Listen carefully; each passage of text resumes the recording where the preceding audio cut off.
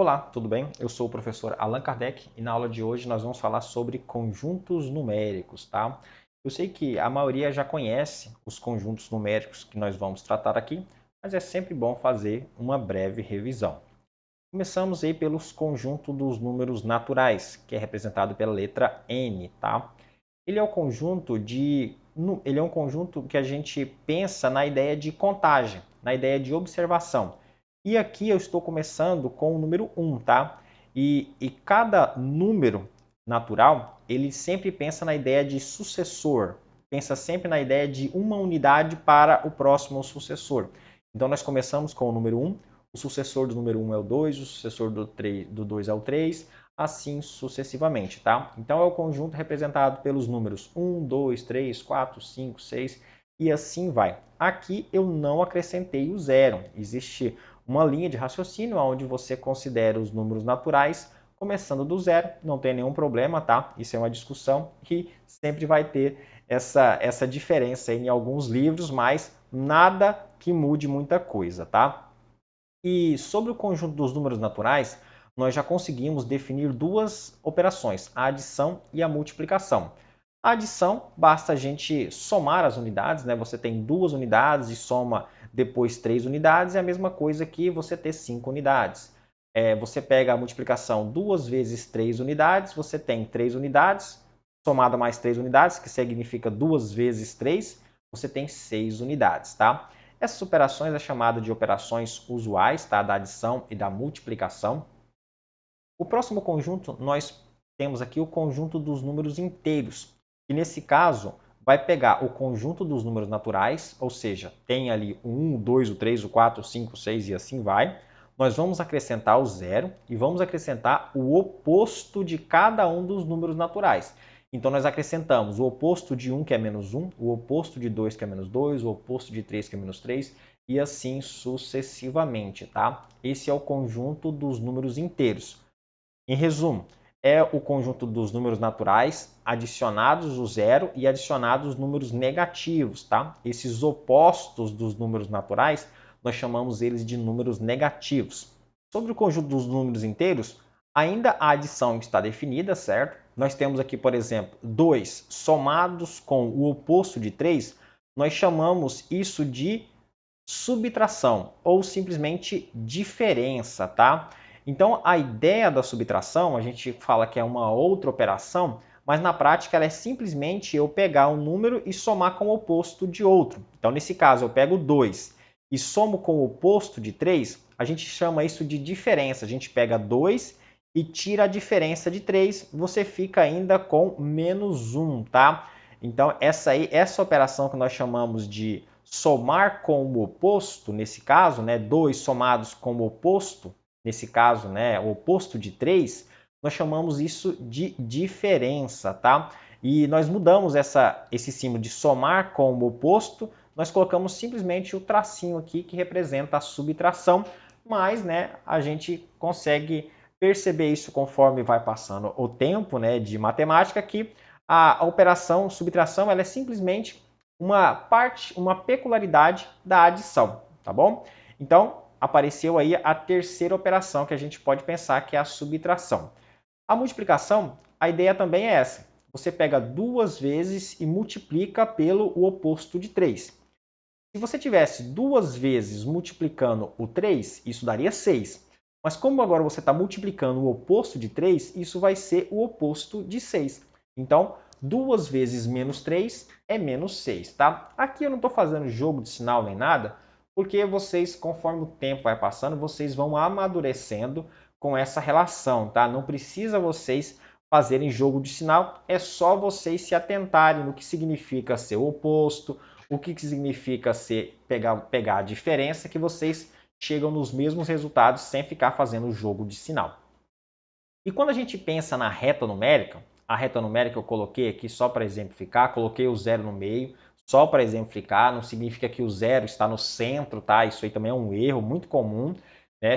Perguntaram certo dia aí qual que é a origem dos números, qual que é o centro, né? Qual que é o centro da reta numérica? Uma pessoa respondeu zero, a resposta está errada, isso zero não está no centro.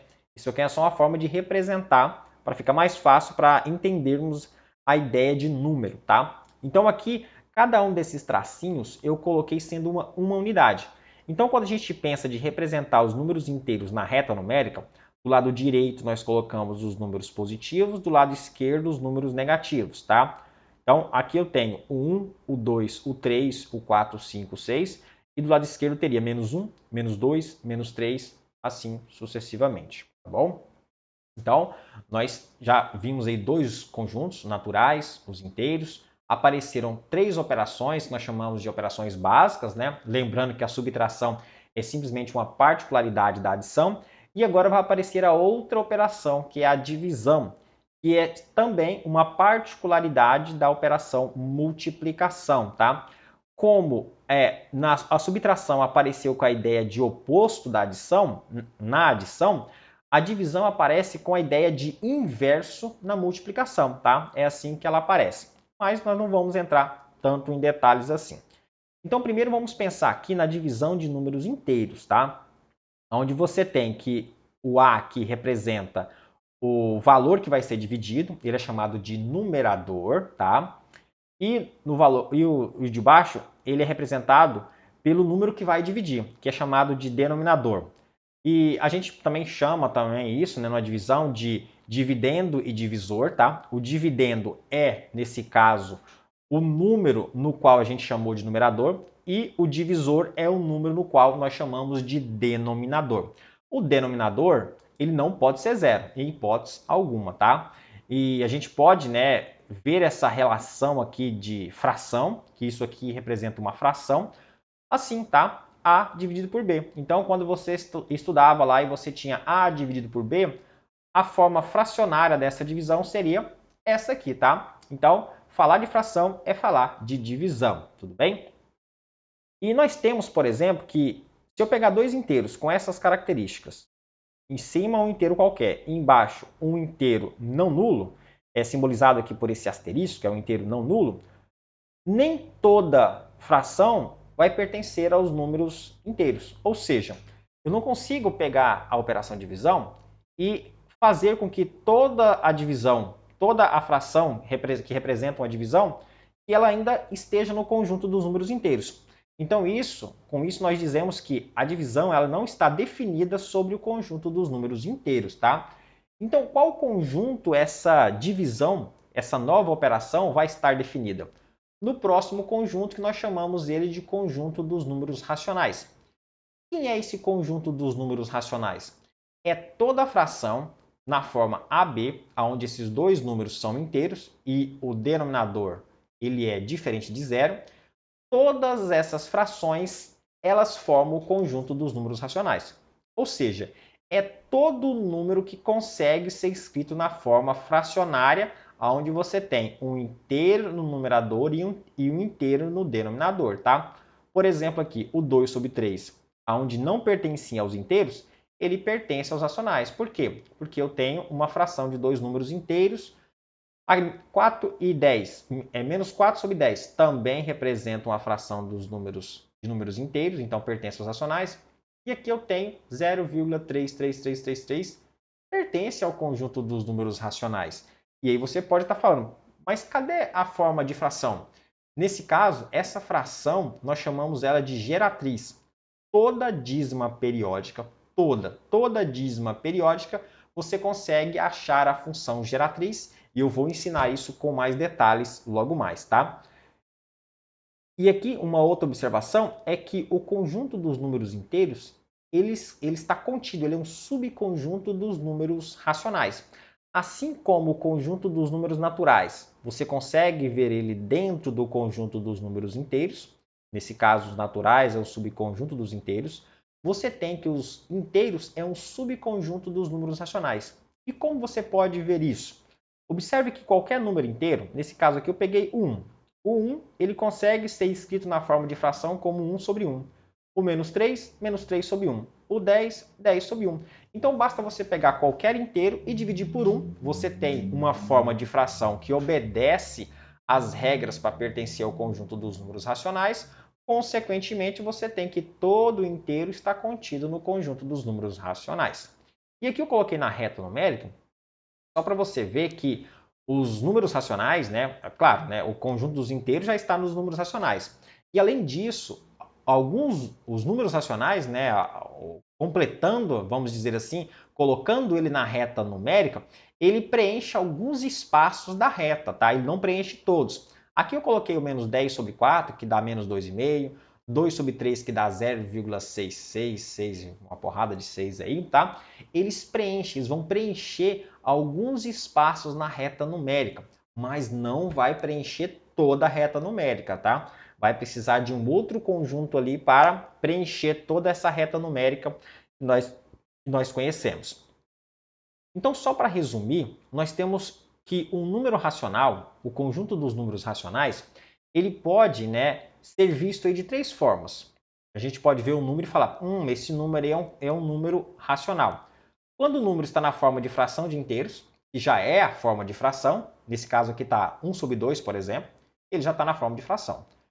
Decimal exato, nesse caso, você tem um número decimal com finitas casas, finitos algarismos, ou seja, 1,25671, tem infinitos algarismos depois da vírgula, a gente consegue colocar ele na forma de fração, aqui é muito fácil, tá? Basta multiplicar aqui por um certo número, tá bom?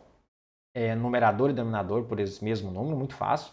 E aqui eu tenho a ideia de dízima periódica. Toda dízima periódica, nesse caso, aqui o nosso exemplo 0,33333 aqui, ele consegue ser escrito na forma de fração. Aqui você sabe que será o 1 sobre 3, tá? 1 sobre 3 vai dar essa função aqui, esse valor aqui decimal, que é uma dízima periódica. Então, toda vez que você tiver um número com essas características, está na forma de fração já pronta, né? Número decimal exato, que é um número decimal com finitos algarismos, ou uma dízima periódica, você consegue escrever ele na forma de fração. E isso aí sim, isso aí representa o conjunto dos números racionais. Mas, por exemplo, quem é que não está no conjunto dos números racionais? Raiz de 2, por exemplo. Raiz de 2 é um número que não está no conjunto dos números racionais. Você nunca vai dar conta de fazer uma razão, ou seja, um número pelo outro, no qual o resultado seja raiz de 2, tá?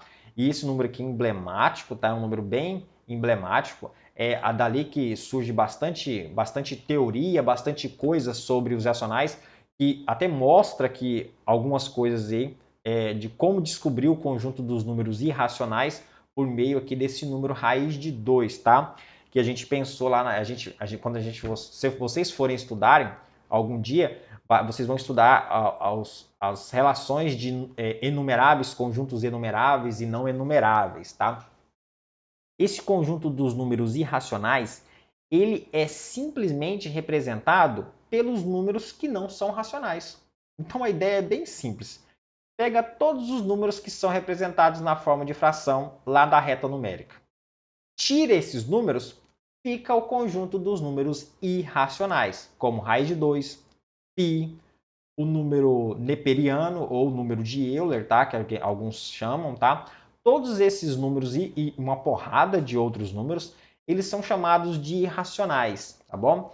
Então, se você pegar os racionais e tirar os irracionais da reta numérica, você tem os irracionais. E aí dá origem ao último conjunto que nós vamos apresentar aqui, que é o conjunto dos números reais. E é simplesmente a união disjunta. Disjunta por quê? Porque não existe nenhum elemento nos racionais e nenhum elemento comum entre os racionais e os irracionais. Então, fazendo essa união entre esses dois conjuntos que eles são disjuntos, nós conseguimos obter o conjunto dos números reais, que é simplesmente toda a reta numérica. Toda a reta numérica é chamada de conjunto dos números reais. E a gente consegue toda essa reta numérica fazendo a união dos racionais com os irracionais. E aqui eu coloquei uma representação bem simples, tá? Bem simplória, só para explicar como esses conjuntos eles estão dispostos aí, tá? O tamanho não representa nada, porque todos os conjuntos reais, irracionais, racionais, inteiros e naturais são infinitos. E aqui eu coloquei um infinito dentro de outro. Observe que aqui já tem um problemão, tá? Um problemão para a ideia de número aí, tá? Na hora que a gente for colocar em contagem, como é que eu coloco um infinito dentro do outro, tá? Então, aqui a gente só colocou uma maneira para exemplificar como esses conjuntos estão dispostos. O conjunto dos números reais, ele é a união entre os irracionais, que eu simbolizei por esse quadradinho aqui, tá? Por esse retângulo, com esse outro retângulo um pouco maior. Novamente, eu coloquei ele um pouco maior porque eu precisava colocar esses conjuntos inteiros naturais dentro dos racionais, e vocês viram que isso é verdade, tá? Os naturais estão dentro dos inteiros, os inteiros estão dentro dos racionais.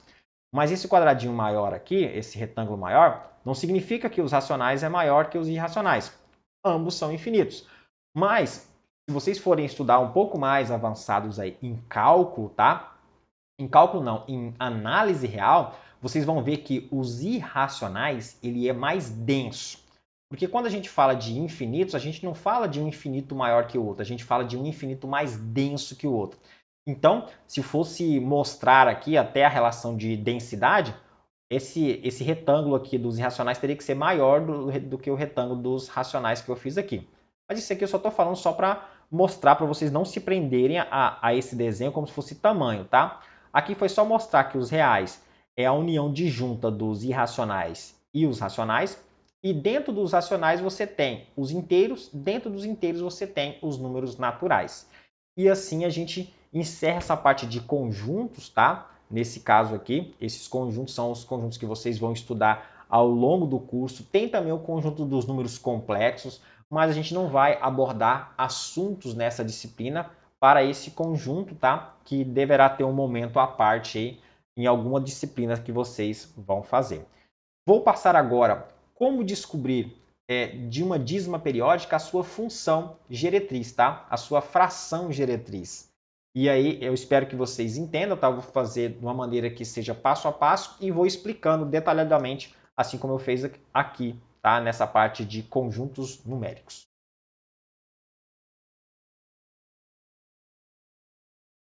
Como prometido na última aula que nós falamos sobre conjuntos numéricos, eu ia fazer uma aula posterior para mostrar como descobrir a fração geratriz de uma dízima periódica. Porque lá eu disse, toda dízima periódica ela pode ser escrita na forma de fração, tá bom? Então, vamos aí ao passo a passo, certo? Lembrando que fica até o final, assiste o vídeo com o tempo, vai pausando se for necessário, vai ficar algumas atividades e eu vou querer que você responda essas atividades nos comentários desse vídeo, tá? É importante você trocando essas experiências aí com outras pessoas, tá bom? Então vamos aqui ao primeiro exercício, a primeira atividade, ou o primeiro exemplo, na verdade, é transformar a dízima periódica 0,7777 em uma fração. Então, a primeira coisa que você faz é chamar essa sua dízima periódica de x.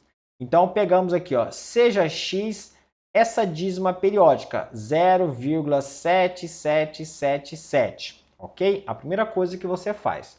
Segunda coisa, você identifica qual que é o período da dízima. Ou seja, quais são os algarismos que se repetem. Observe que é somente um decimal, é somente...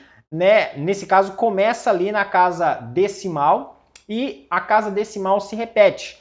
Isso aí já é um gatilho para saber o que você tem que fazer. Então, o período da dízima é somente um algarismo que representa um decimal do seu número fracionário, tá bom? E isso aí você já grava para um algarismo é decimal, 2 algarismos centesimal, 3 algarismo milesimal e assim sucessivamente. Então, no nosso caso aqui, é um decimal. Nós vamos fazer o quê? Primeiro, vamos fazer a seguinte análise. A dízima periódica, ou seja, o número, nesse caso, o algarismo que se repete na minha dízima periódica está exatamente depois da vírgula? Primeira coisa, está, porque 0,777 já está se repetindo aí o meu algarismo que está logo após a vírgula. Isso é muito importante. A gente vai ter um exemplo agora para mostrar o quão isso é importante. Então, como é somente um algarismo, nesse caso é um valor decimal, então nós vamos pegar esse meu x e vamos multiplicar por 10x, tá? Então você pega, eu tinha 0,777, quando eu multiplico por 10, isso dá 10x é igual a 7,7777. Observe que depois da vírgula, o período dessa vírgula está exatamente igual. Observe que tudo depois da vírgula é exatamente igual. Então, pronto, gente. Isso aí já vai resolver o nosso problema. Como assim vai resolver? Nós temos que x está para 0,777. Nós pegamos que x é igual a isso. Nós temos que, multiplicando por 10, por que multiplicou por 10? Porque somente um algarismo depois da vírgula que se repete. Pegando 10x, nós temos que esse número 10x está para 777. Vamos agora fazer as diferenças, tá? De 10x para x e de 7,777 para 0,777. Nós vamos fazer essa diferença dessas proporções. Nesse caso de 10x menos x, nós teremos a diferença que vai dar 9x. E essa diferença de 9x, ela vai estar para a diferença de 7,777 para 0,777. Então, nós temos 7,777 menos esse valor aqui, né? Nossa, ruim de repetir 7,777. Nós pegamos essa diferença e o valor vai dar 7. Por que vai dar 7? Porque a parte depois da vírgula é exatamente igual, elas vão se cancelar, tá bom? Então, vai ficar somente 7 aqui essa diferença. Ou seja, 9x, que foi essa diferença aqui, está para 7, que é exatamente essa segunda diferença aqui da nossa proporção. Isolando o valor de x, porque eu tenho que 9x é igual a 7, dessa relação aqui de proporção que eu tenho. 9x é igual a 7. Isolando o x, eu tenho que x é igual a 7 sobre 9. Ou seja, o meu valor, a minha fração geratriz de 0,77777 é exatamente 7,9. Então, você acabou de encontrar aí essa fração geratriz do nosso primeiro exemplo. O nosso próximo exemplo é o número 6,434343 e assim, né, repetidamente 43. E vamos encontrar a forma de fração, ou seja, a fração geratriz dessa dízima periódica. O processo é o mesmo. Nós pegamos x sendo a nossa dízima periódica, nesse caso 6,4343, identificamos qual é o período. Observe que agora o período é duas casas. Então, nesse caso, nós temos um período centesimal. E aí já está o gatilho, né? Vamos precisar multiplicar por 100, tá? Esse nosso valor inicial. Claro, primeiro, depois disso, né, a gente identificando qual é o período, nós verificamos se o período está exatamente à direita da vírgula, tá? Logo após a vírgula, tá tudo certo, assim como no exemplo anterior. Nesse caso, fazendo a diferença entre 100 menos x, fica 99x. Fazendo a diferença de 643,4343 por 6,4343, como é igual, exatamente igual os valores depois da vírgula, eles vão se cancelarem pela diferença, então fica 643 menos 6, 637. Isolando o x, nós temos que x é igual a 637 dividido por 99, ou seja, a nossa dízima periódica 6,4343 é exatamente igual a 637 sobre 99, tá? O nosso próximo exemplo é uma dízima periódica onde o seu período ela não começa exatamente depois da vírgula. Então, é o caso da dízima periódica 2,57, 91, 91, 91, 91. Observe que o 91 está um pouco distante da vírgula, tá? Nós temos aí o 57 no meio. Nesse caso, né, nós identificamos o período é centesimal, é duas casas que se repetem, né, dois algarismos que repetem, que é o 91, mas nós temos esse probleminha aí desse período não está exatamente depois da vírgula. Como é que a gente faz isso? Vamos multiplicar por 100. Então, vamos multiplicar por 100 somente para resolver esse problema, trazer o período da dízima para do lado da vírgula. Multiplicando por 100, nós vamos ter 257,91, igual nós tínhamos anteriormente, tá? E aí você vai falar assim, igual nós tínhamos nos problemas anteriores. Aí você vai falar assim, poxa, agora só basta pegar 100 menos x. Não dá certo. Se você pegar 100 menos x, observe que depois da vírgula, os valores não são iguais. Aqui é 57, 91, 91, 91 e aqui é 91, 91, 91. Na hora que você fazer a subtração, a diferença, as casas depois da vírgula não vão zerar. E isso aí vai ser um baita problema para você encontrar a sua fração geratriz. Como é que a gente resolve isso? A gente começa a analisar novamente o valor da dízima periódica aqui, nesse caso do 100x. A gente agora vai pensar como início o número 257,91. Então a gente vai pensar, agora vamos fazer tudo como se tivesse começado aqui. Então, o que nós fizemos para trazer o período da dízima para perto da vírgula foi só para dar início ao nosso problema. Então, como eu disse, ó, 100 vezes x não resolve. E se você fizer 1000 vezes 10x, 1000 vezes 100x também não vai resolver. Por quê? Observe que o período aqui, ó, o período ele é centesimal, ele é dois algarismos que se repetem. Então você teria que pegar 100x, nesse caso, e multiplicar por 100. Ou seja, eu teria que pegar 257,91 e multiplicar por 100, tá? Então, se eu multiplicar só por 10, porque ó, 100 para 1000 é só 10. Se eu fazer isso, não dá certo. Então, para resolver esse problema, a gente multiplica o nosso valor aqui por 100. 100x vezes 100 dá 10.000x. 257,91 vezes 100, você vai ter aqui, isso aqui vai ficar, o 90 vai ficar para cá, vai ficar 25.791,91, e aí você resolve, tá? Eu não fiz aqui porque eu quero que você resolve isso aí. Então a parte teórica era essa, gente. Eu espero que vocês tenham entendido, tá?